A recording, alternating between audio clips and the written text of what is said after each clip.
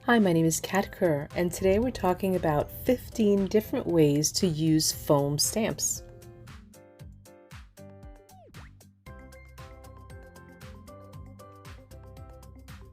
I'm thrilled to be sharing my new foam stamps with you from joggles.com. These stamps are made from high-density closed-cell foam and can be used with ink pads or paint. And now introducing some of my words that can also be used on the gel press monoprinting plate. Each word is sold in two versions, the stamping version or the monoprint version.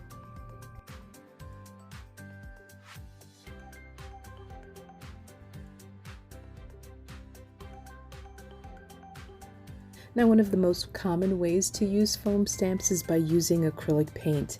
And paint can be applied by using a brayer, a brush, a makeup applicator, even by using a gel press plate. You can also use ink pads to add color to the foam stamps, especially the pigment ones, which are juicy and full of color. Now, one of my favorite ways to use foam stamps is to use it in a repeated pattern.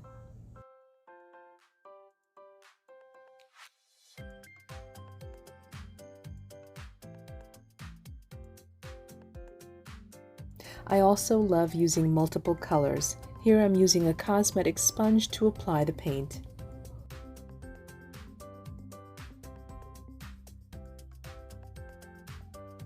Now, there are no rules that said that you have to use the whole stamp. Here I'm just adding paint to part of the stamp and using a section of it. Now notice how I keep the stamp facing up, and I put the element on top of the stamp and then press it down using a piece of deli paper. This way I have my printed element as well as the deli paper that I can use in a future project. Here I'm using a fabric spray and adding it to the monoprinting plate, and then patting my foam stamp onto the plate and then pressing it onto the fabric. I love using foam stamps on t-shirts, jeans, anything. Here I'm using the 8x10 gel press monoprinting plate as well as some of my foam stamps to make some prints.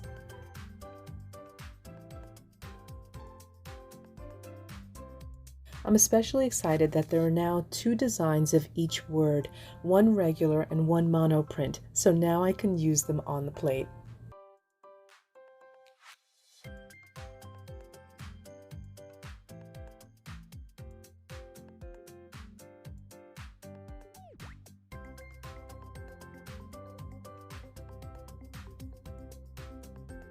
Now, what else can I use these foam stamps on? Plastic.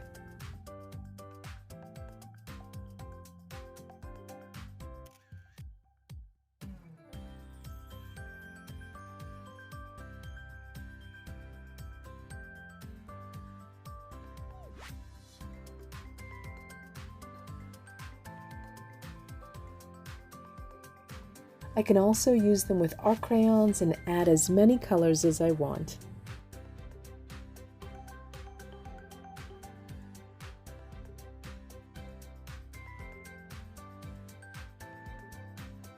Once I'm done adding the color, I spray it with some water and then stamp it onto the paper.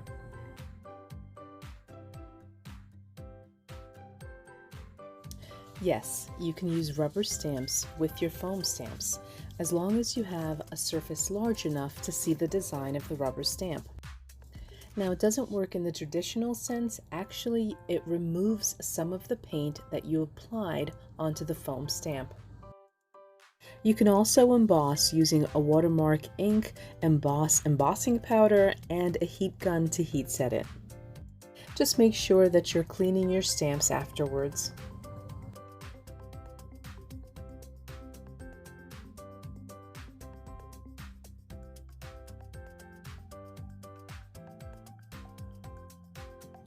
Just like art crayons, you can also use Aqua Pens in the same way by adding as many colors as you like and then spritzing with some water and pressing it onto your surface.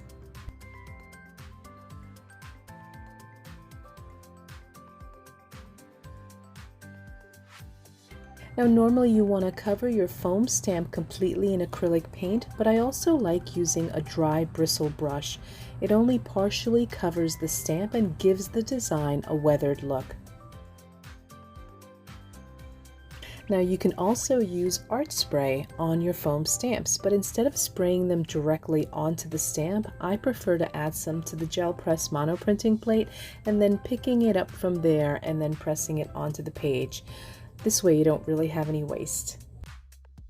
Now I mentioned earlier that you can use ink pads, but this is a new product for me. It's the StazOn Pigment, which is a solvent and pigment based ink, which is still juicy, and it's also good to use on plastic non-porous surfaces, so it works great. Now you can see that there's tons of ways to use these foam stamps, as well as multiple surfaces that you can use these on, from wood to plastic to canvas to fabric to paper and so much more.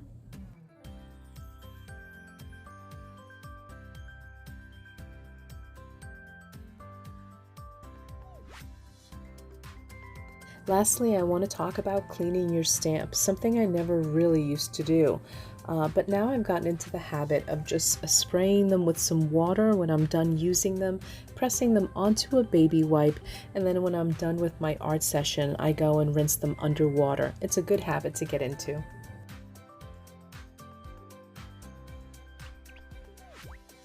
Now, if you're looking for some easy journal pages to make using the foam stamps, be sure to check out my other video where I show you how to make these 3 pages. For the complete list of materials used in this video, see the description below. Thanks for watching.